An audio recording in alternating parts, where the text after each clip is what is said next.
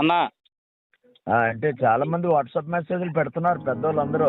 అవునన్నా, నాకు అలాగే వచ్చింది.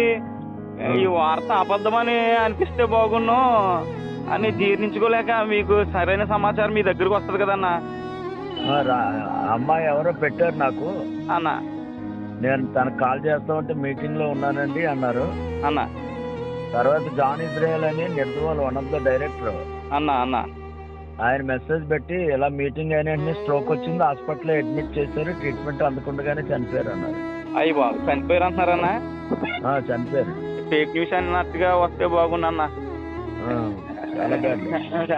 ఫోన్ చేస్తున్నానన్నా జోసెఫ్ అన్నకి, అది స్విచ్ ఆఫ్ వస్తుంది. 2 నెంబర్లు పనిచేయట్లేదు, 2 నెంబర్లు పనిచేయట్లేదు.